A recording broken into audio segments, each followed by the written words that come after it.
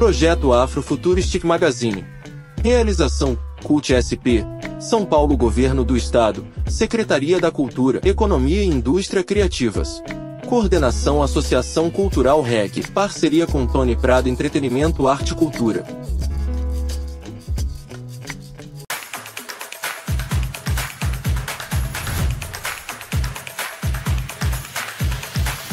Salve, salve, afronautas! Sejam bem-vindos a mais uma edição do seu Afrofuturistic Magazine, a sua revista eletrônica com conteúdo de cultura, economia criativa, diversidade, identidade e empoderamento financeiro da população negra.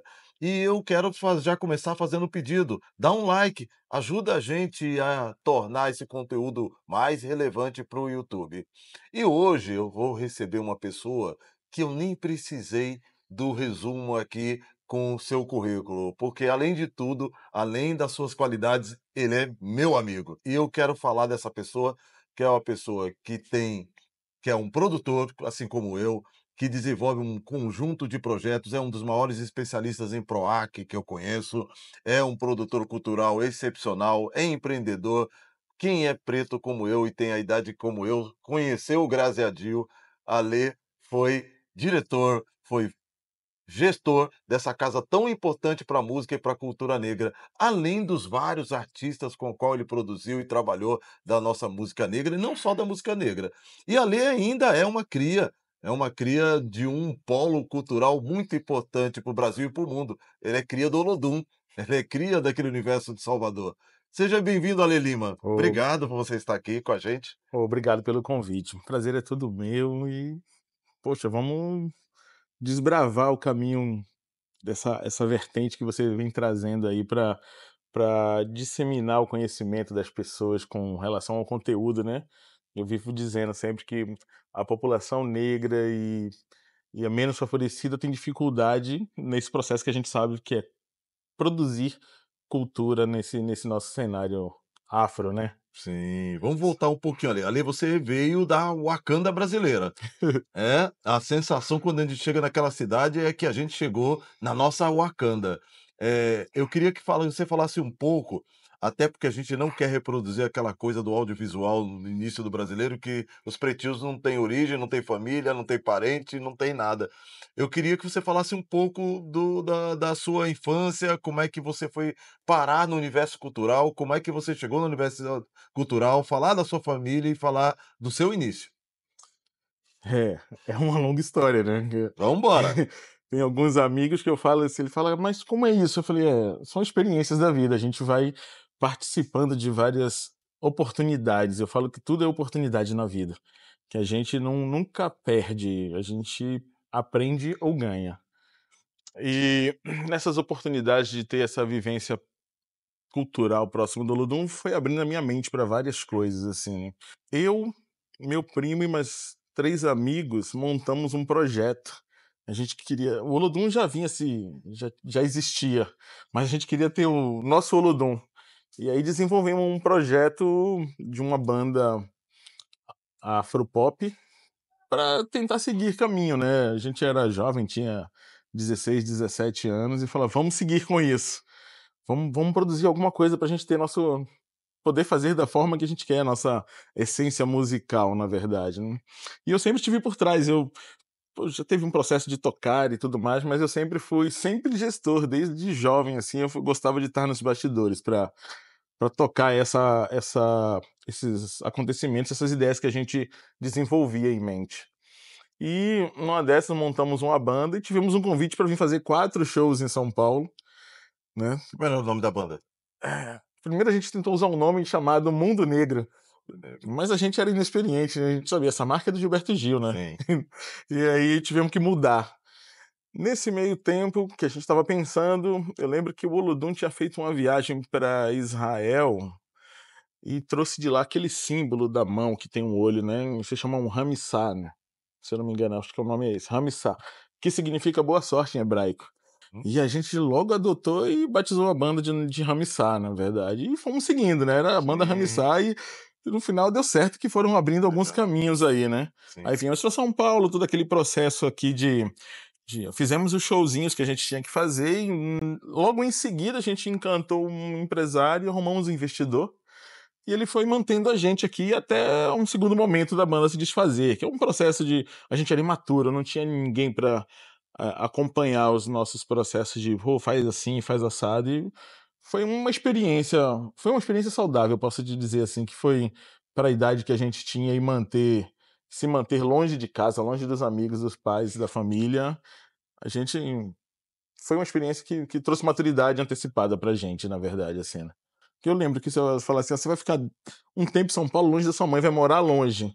Eu falava: "Obrigado a oportunidade, mas eu não vou não". E eu queria falar um pouco também do seu berço. Para quem não sabe, o Ale Lima é sobrinho do João Jorge. E você, na família João Jorge, você com o Jorginho, filho do João Jorge, sempre beberam daquele caldo. E para mim, o Olodum é uma experiência muito interessante, porque nos anos 80 eu vi a banda surgir com repercussão nacional, e o que me chamava a atenção que era uma primeira, talvez a primeira que eu tive contato, experiência de gestão cultural negra. Eu já trabalhava com cultura, mas eu lidava com vários artistas negros, mas a maioria desses artistas estavam abrigados numa empresa de gestão não negra, né. Não há nenhum problema em estar numa empresa de gestão não negra, existem gestores, não negros maravilhosos e não é isso, não é o problema. O problema é do ponto de vista de a gente construir divisão de riqueza, diversidade, e era importante que os negros passassem também a assumir o protagonismo do seu trabalho, do seu caminho. E assim, João Jorge, Neguinho do Samba, aquela construção toda do Olodum, e eu me lembro de procurar uma casa de espetáculo de São Paulo para assistir o show, e João Jorge estava na porta para poder conhecer João Jorge, e achava fascinante essa coisa da autogestão preta.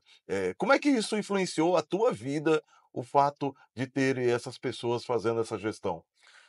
Isso foi sempre referência, né, na verdade, pra gente, né. E essa coisa do negro gerindo um projeto negro, a gente tem que valorizar e prestar atenção nesse detalhe, né. Até fazendo um adendo no que você acabou de falar, não é que exista problema num branco Nenhum. gerir um projeto negro, mas, entre aspas, a gente tem que abrir essa aspas e falar o seguinte, assim, por que que é assim? Porque a maioria do negro não tem a oportunidade de ter um desenvolvimento para poder chegar Sim, nesse nesse lugar. espaço, né. E aí, esse é o detalhe que eu vejo que tem um problema. E voltando a falar disso, essa referência pra gente é algo assim, beber dessa fonte, de entender isso, né, de se tornar o Olodum uma referência internacional, né, a maior banda percussiva do planeta, a gente, Sim. tem esse ditado aí. Para você que é jovem, está chegando hoje e tal, é Hum. bom a gente beber um pouco das nossas referências. O Olodum é uma banda que gravou com quem na década de 80 era o suprassumo da música mundial, Simon e Garfunkel, né, Paul É Simon, o Paul aliás, o Paul Simon, Simon, fez um disco memorável, maravilhoso, vale a pena revisitar Olodum e Paul Simon, e o Olodum gravou nada mais, nada menos que o Michael Jackson, Michael Jackson. né. Essa construção internacional que o Olodum fez é quase que, infelizmente, ainda inédita e é maravilhosa. Então imagino que para vocês aprenderem nesse meio foi A gente fala, assim, que a gente ultrapassa a história da música, né, o Olodum tem gravações, Michael Jackson, Paul Simon, Billy Paul, Jimmy Cliff, Pitbull, fizemos aberturas de várias copas do mundo com vários artistas internacionais mundialmente conhecidos, e é uma referência que a gente fala assim: "Ó, pô, conseguimos chegar nesse patamar", né, na verdade. Isso é uma coisa importantíssima para o movimento negro afro-brasileiro, né, de falar: "Ó, a gente consegue chegar aonde a gente quer, é só trabalhar e ter uma gestão de formação para isso, né, para dar continuidade". Esse número com personalidades que eu falo que ultrapassa a música, que é essa coisa de relação com o Olodum, com esses artistas, de ter uma relação com mais de 80 personalidades internacionais, na verdade. Política, de engajamento social, artístico. Então, pô, até depois da morte do Michael Jackson, o pai dele veio visitar, foi lá no Olodum, a Condoleezza Rice, a Hillary Clinton. Então, essa coisa o formato de projeto do Olodum de formação de cidadão, que a gente fala que é isso, o Olodum é um projeto social que quer formar cidadão. A música é um complemento que atrai essa magnitude toda. Mas o Olodum em si ultrapassa essa barreira musical. E isso é muito importante para muitos acontecimentos no mundo, no cenário artístico e cultural, né? Para as pessoas ultrapassarem essas barreiras e não ficar limitadas a pensar assim, poxa, será que eu só vou conseguir sair disso se eu fizer uma música de sucesso? E não é, é um processo de engajamento e de formação, na verdade. Então isso é necessário que as pessoas entendam e abram a cabeça para isso, que engaje os seus projetos, independente da dificuldade que tenha, porque uma hora as portas se abrem, na verdade. E, assim, uma tendência que eu acho que é uma necessidade que eu acho que as pessoas têm que ter desenvoltura para pesquisar e entrar, né? Não desistir. E nem só de conversa vive o homem. Vamos de música? Fique agora com a banda Ultra Soul.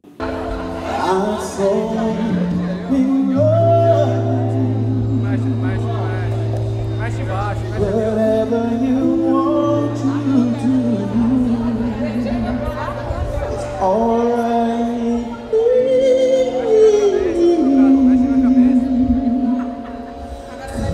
You make me feel so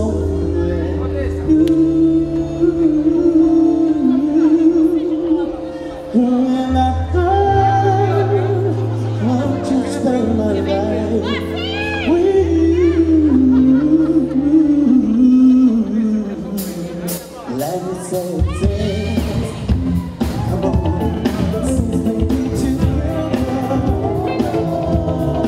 Loving you forever.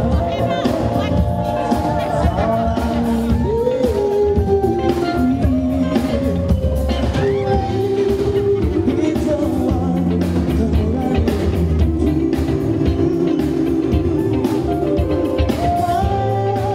Never be a dream.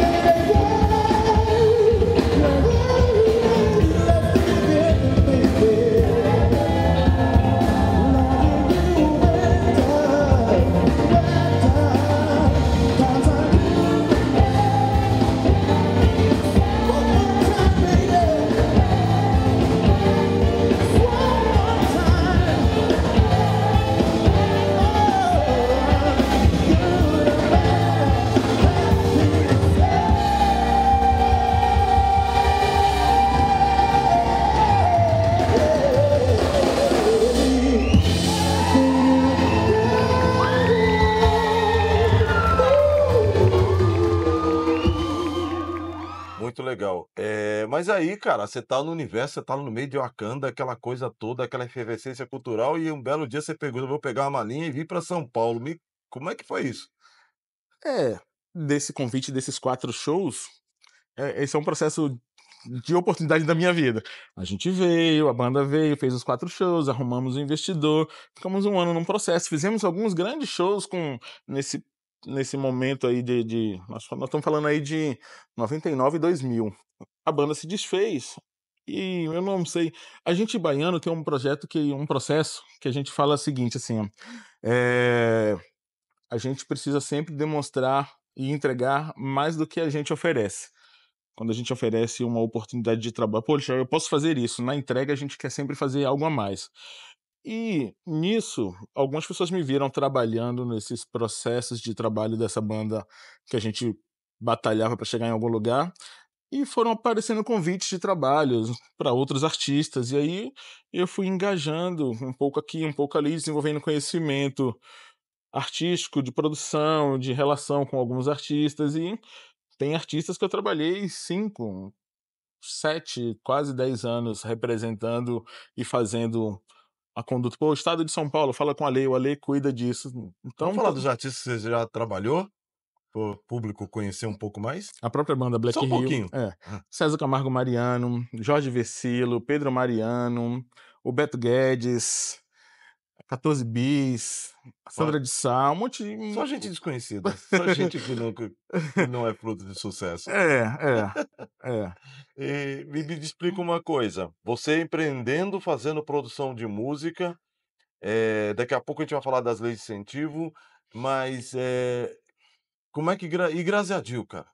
Como é que você foi parar para quem não é de São Paulo e não conhece, Graziadil é uma casa tradicional, foi uma casa tradicional no bairro boêmio da Vila Madalena, nasceu com um restaurante que relacionava com música, teve o primeiro proprietário, que aliás era seu xará, o Alê, né, É. e você veio a segunda geração, e eu acho que nessa segunda geração foi quando você de fato enegreceu o Graziadil. E como é que foi essa experiência? Como é que você foi parar no Graziadil?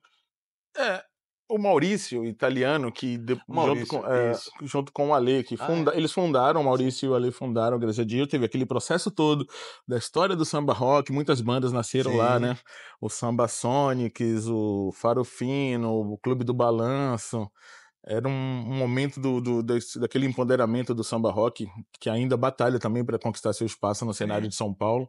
Hoje é patrimônio imaterial de São Paulo, que bom, que bom. precisa desse caminho. E aí, eu primeiro, nesses tempos aí de 2000, 2004, que eu curtia o Graziadil, era um lugar que eu adorava, que foi fundado em 99, se eu não me engano, o Graziadil.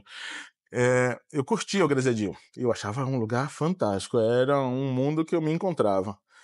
Depois, eu voltei ao Graziadil fazendo temporada com alguns artistas, né? Com Léo Maia, com o próprio Faro Fino, com a Black Rio. E aí eu saí por causa de alguns trabalhos do cenário de temporadas lá, e veio um convite para ingressar nessa gestão do Graziadil. Eu não pensei 2 vezes. Primeiro por conta tinha nascido a minha filha, Nicole, e eu falei: "Eu acho que eu vou unir o útil ao agradável, vou reduzir menos de viajar e vou continuar trabalhando com música", porque o Sim, Graziadil é um berço da música, é o berço do samba rock em São Paulo, e é um cenário que eu falei: "Poxa, acho que a gente vai poder desenvolver alguns projetos aqui legais". E aí eu entrei de cabeça, nem pensei, assim, fui com tudo, né. Fiz algumas coisas novas, diferentes lá, até eu me orgulho de um processo de fazer assim, eu trouxe o rei do samba rock no Graziadil, que nunca tinha havido no berço do samba rock, né, que foi o Bebeto, eu levei ele 2 sim. vezes ao Graziadil. E fui fazendo, pô, o Ed Mota, o 14 Bis, a Jesutom, fiz alguns artistas, o Tunai, o falecido Tunai, que era um artista e amigo genial também. Alguns eu fiz vários projetos totalmente diferentes, mas relacionado à música, sempre tentando fazer essa troca, né, com o público que tinha lá também, que eu falava: "Pô, isso aqui, não só o Graziadil, mas a Vila Madalena é um polo cultural que precisa ter esses espaços da música popular brasileira também". E aí, como eu já tinha essa expertise de trabalhar com essa galera, eu tentei ingressar com esses formatos, e foi uma temporada boa, foi legal, né. Mas aí o cenário vai mudando, a gente vai tendo novas experiências, e as dificuldades do cenário, do mercado brasileiro, acabou que a gente teve que, encerrar as atividades e dar uma parada. De vez em quando bate uma cena, assim, toca uma campainha e fala: "Vamos abrir o Graçadinho de novo?" Eu falei: "Calma que ainda não é o momento", porque a marca tá lá, a rede tá lá, uma hora a gente resgata, porque é patrimônio cultural de São Paulo também. Eu acho que é um berço que não pode morrer, não pode ser esquecido, né. O nascimento de muitas grandes bandas aconteceu no Grazi. É um fundamento que precisa estar sempre na mente das pessoas. Eu acho que não pode deixar no esquecimento. Uma hora a gente desenvolve alguma coisa relacionada a isso. E aí eu passei essa fase do Graçadinho e voltei no cenário da música com tudo isso e tô dando continuidade a esse processo aí. Ale, teve um dos momentos que eu tive mais mágicos que eu tive lá no Graziadil, que eu vivi no Graziadil, foi um show da banda Black Hill. E eu sei que você teve um papel importante. Hoje, que inclusive, o bastão tá com a dona Nayara, que é minha sócia querida lá, fazendo, assessoria, gestão lá pra banda Black Hill, mas você passou por lá. Na verdade, eu também passei um mês. O William não me Sim. aguentou, mas eu passei um mês. Fala um pouquinho como é que surgiu a banda Black Hill na sua vida, mano?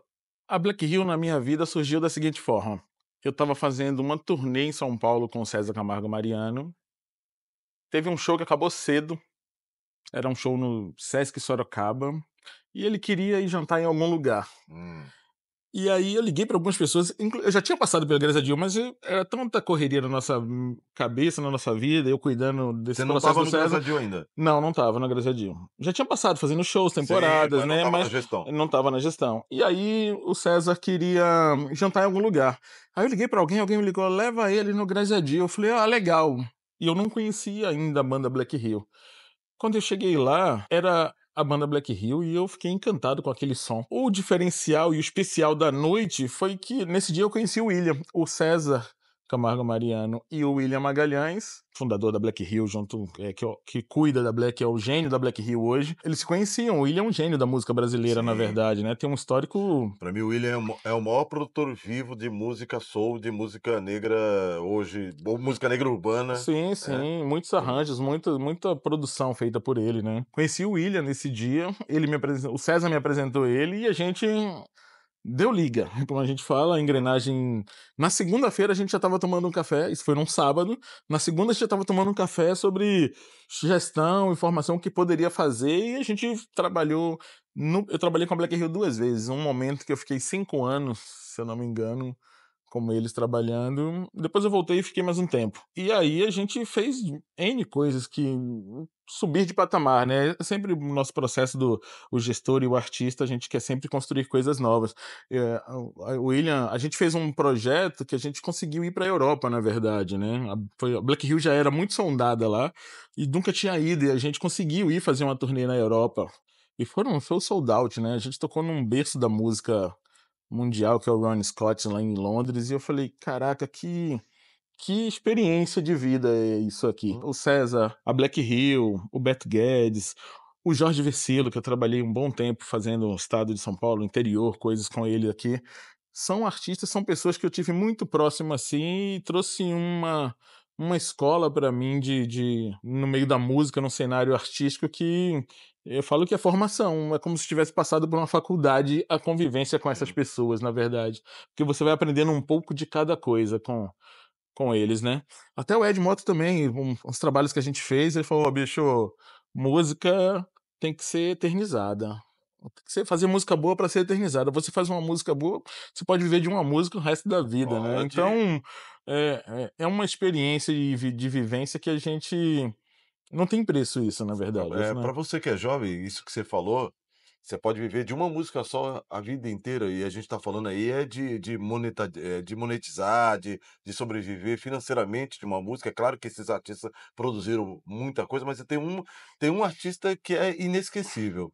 Pode procurar no Spotify que você acha. Tinha um artista brasileiro chamado Morris Albert. Era um artista brasileiro que fez uma carreira internacional cantando em inglês, e ele tem uma canção linda que é Feeling, né. Feelings foi gravado por Nina Simone, Nina cara. Simone. Sensacional. E era uma música que os brasileiros tinham como brega. Era uma música meio romanticona, né, meio Sim. brega, tal, tal, tal. E eu mesmo, num dado momento da minha ignorância, eu interpretei a música assim, aí um dia eu peguei um DVD da Nina Simone, porque eu sou apaixonado por Nina Simone, e não acreditei quando Nina Simone sacou, uma releitura fantástica de Feeling. Então é isso mesmo, faça o que você fizer com muita consistência, porque um ato só pode representar a sua eternidade. É. É isso? A gente falava isso de viver de uma música quando não tinha nem a monetização, né. Hoje em É, dia, pode ser que seja mais saudável ainda todo esse sim, processo, né. sim. É Eh, legal. Ale, é muito difícil ser preto e ser gestor? É difícil demais, mas é muito difícil. Eu pensei que era fácil. Olha, eu vou falar pra você, ser preto, gestor e nordestino, então, é ainda um pouquinho mais difícil. É mesmo? Eu já fui Uma vez eu fui indicado por uma cantora para trabalhar com ela, porque ela acreditava nas minhas ideias, e ela tinha um investidor que era dono de uma gravadora. Pouca gente, eu nunca contei isso para as pessoas, assim, poucas pessoas sabem disso. Ele marcou uma reunião comigo às 9 da manhã e eu estava lá às 9 da manhã. Ele não me atendeu às 9, nem às 10, nem à 1, nem às 2, e eu sem almoçar. Era uma fase de vida que eu estava começando, eu não tinha nem o dinheiro de almoçar, na Sim. verdade. Eu não podia falar: "Vou almoçar e volto". Eu fiquei lá esperando, tomando água e esperando. Quando deu acho que 4 ou 5 horas da tarde, eu ouvi lá do fundo: "Por que que esses baianos querem aqui?". E ele não me atendeu e eu fui embora. A cantora ficou triste porque eu falei que eu não ia trabalhar com ela nem por dinheiro nenhum no mundo. E não era por ela, era pelo todo o processo, na verdade, assim, Sim, né. ela nem tinha culpa. Não, mas ela sabe, ela vai assistir isso aqui depois, ela vai saber quem foi a pessoa, na verdade. Então, e vai lembrar bem disso, porque ela falou: "Pô, obrigado por pelo menos ter ido lá e acreditar em mim". Eu tenho algumas pessoas, artistas, que a gente identifica um talento diferencial, e a gente quer sempre colaborar um pouco, nem que não seja permanente, mas que a gente possa dar uma dica, né. A gente sabe, você sabe, eu sei, a gente tem um processo criativo além, fora da curva, né. A gente consegue desenvolver e identificar um ponto que pode ajudar um artista a realmente tirar ele do zero ou do ponto um para seguir a carreira depois. Precisa se encontrar. A gente tem esse feeling. Eu falo de mim e de você, que te Eu conheço não, há um longo tempo aí, eu então sou um iniciante é. comparado com você. Não, e aí a gente ela me deu essa oportunidade, mas as pessoas que cuidaram dela não entenderam e não aproveitaram a oportunidade. Eu lembro que depois de uns anos, essa pessoa me ligou sem me reconhecer para ajudar na carreira da filha dele. Aí eu contei a história para ele. Ele me pediu desculpas, mas não deu para eu trabalhar com a filha dele. Eu estava com o coração magoado.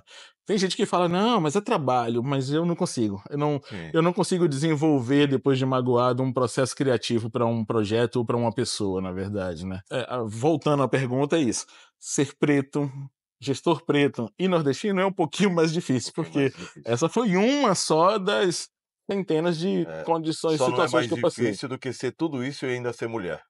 É isso aí. Aí Não, aí é é um difícil. pouquinho mais Aí difícil ainda. aí é difícil. É. Mas eu sempre converso, principalmente com meus filhos. Eu sei que as dificuldades estão lá, eu sei que o racismo estrutural está lá, eu sei que a limitação financeira está lá, mas eu perguntava assim para o meu filho, pra um deles, dos meus filhos, eu falava assim: "Mano, qual que é a diferença de você para o Bill Gates?" Aí ele olhava pra mim e falava: "Ah, pai, você tá me tirando, né?"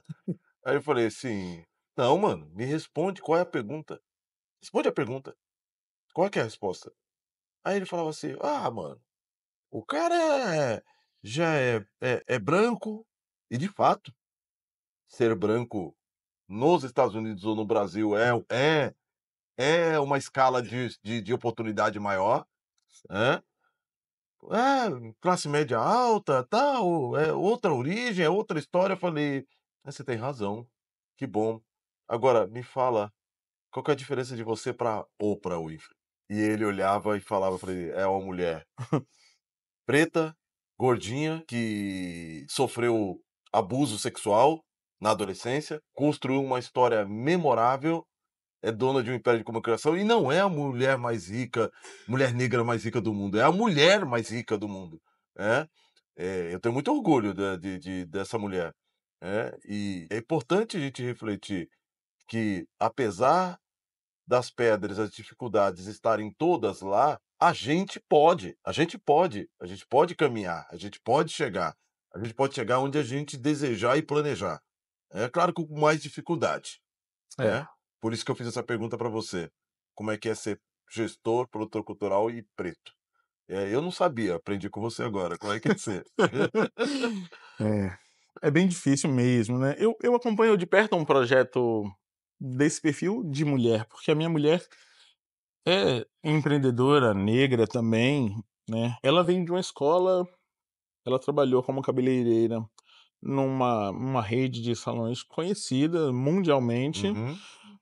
e quando ela saiu, ela montou um salão para ela pensando E no reproduzir os contrário. conhecimentos que ela Mas ela queria dar oportunidade das pessoas de uma classe menor de potencial financeiro, de ir ter um atendimento com ela e tal. A gente sabe que é difícil, porque as contas não fecham e a gente entende isso. E aí, eh, ela quer fazer uma ação que é muito difícil de se manter hoje sim, no cenário, não só pelo preconceito, pela a sim. questão mercadológica também de tudo, né, E do receita e baixo poderio despesa, né. econômico do nosso povo, da maioria do infelizmente, da maioria do nosso povo.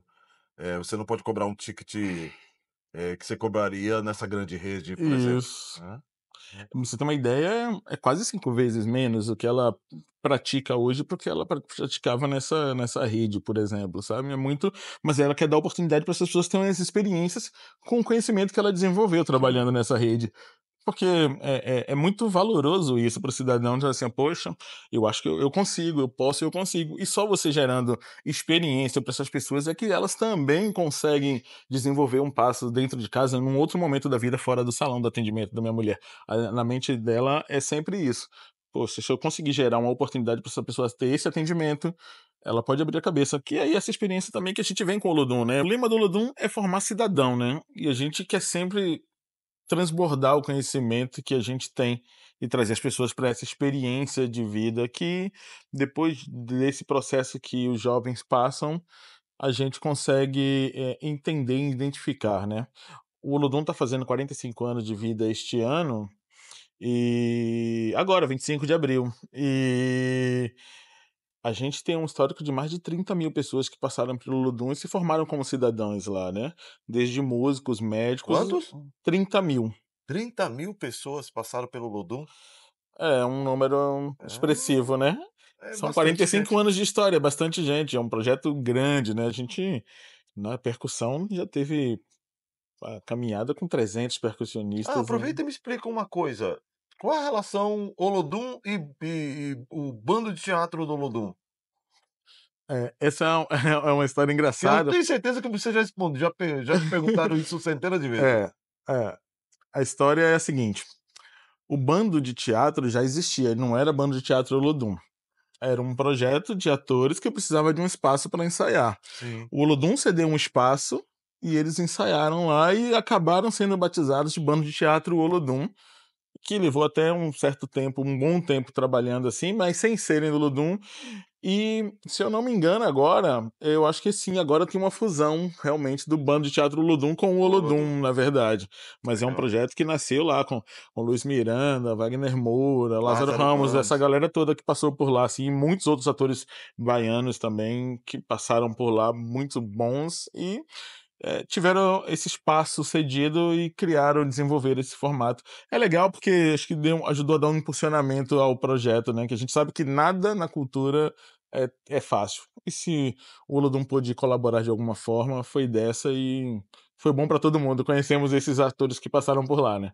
Poxa vida, e como o Olodum tem uma estética desde os anos 80 afrofuturista, não só o Olodum, os outros blocos, de Salvador, o próprio Ilê, né, a Timbalada, né, que também, e o Olodum acabou inspirando, os que vieram depois, e é uma associação cultural irmã do Ilê aí, né, são muito houve momentos até que se se contava uma certa rivalidade no Olodum É. e Leodum, e eu que conheço os dois, vovô e João Jorge, os dois são irmãos, são grandes amigos e são patriarcas da cultura afropercussiva de Salvador. São dois maravilhosos. Mas vamos falar de música. A gente volta aqui com nossos parceiros de cultura, música tradicional afro-brasileira na figura do Umojá.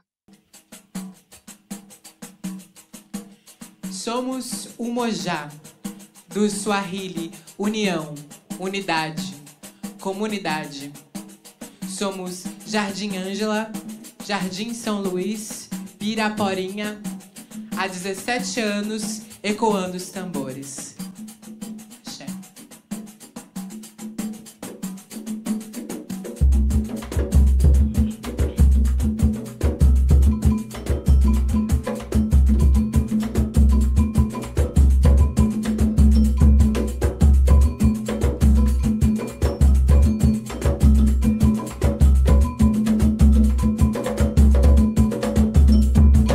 Eu não vou na sua casa, minha comadre, pra você não ir na minha, Minha comadre, Você tem a boca grande, minha comadre, vai comer minha galinha. minha comadre, Até você minha comadre, falou de mim, minha comadre, eu não falei, minha comadre, falou que eu vi. minha comadre, Até você minha falou de comadre, mim, minha eu comadre, não falei, minha falou que eu comadre, vi. minha Eu não vou na sua casa, minha comadre, pra você não ir na minha. minha comadre, Você tem a boca grande, minha comadre, vai comer minha galinha. minha Até comadre, você minha falou comadre, de mim, minha eu comadre, não falei, minha falou que eu comadre, vi. minha Até comadre, você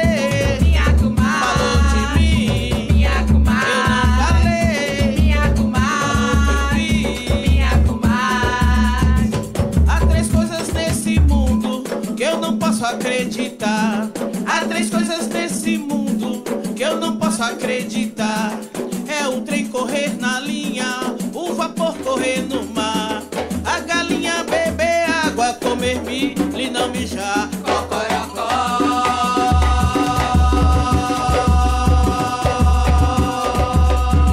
Eu não dodó, eu não dodó, eu não dodó.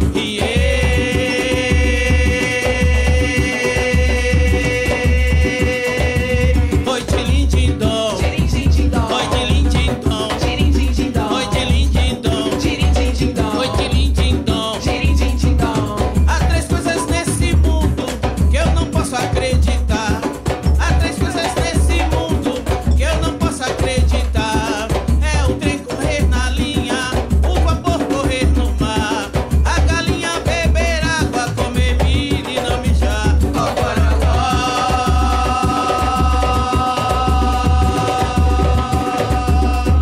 Eu não dodó, eu não dodó, eu não dodó.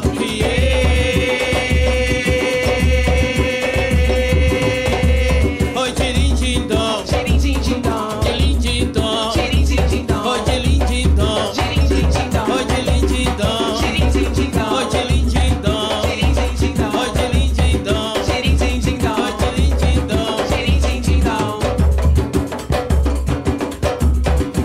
Ale, deixa eu fazer uma pergunta com a qual eu encerro toda essa nova série e tem a ver não com a palavra conselho, porque conselho, minha avó já dizia que se fosse bom a gente vendia e não dava, é, mas eu acho que na palavra conselho, muitas vezes, nem sempre, mas muitas vezes tem um aspecto autoritário de eu impor a minha experiência à experiência do outro, né? Mas não é desse conselho que eu quero falar. O que eu quero falar é do conselho de colaboração, de contar um pouco do seu conhecimento e que o outro possa trilhar esse conhecimento a partir da sua experiência, mas conduzida pelo caminho que você determinou. E aí a pergunta que eu queria dizer para você, vamos voltar no tempo. O Ale com 17 anos voltou no tempo que você falaria para o Alezinho, o Ale Lima, com 17 anos de idade, a partir da experiência que você tem hoje? É interessante se você me perguntar isso, porque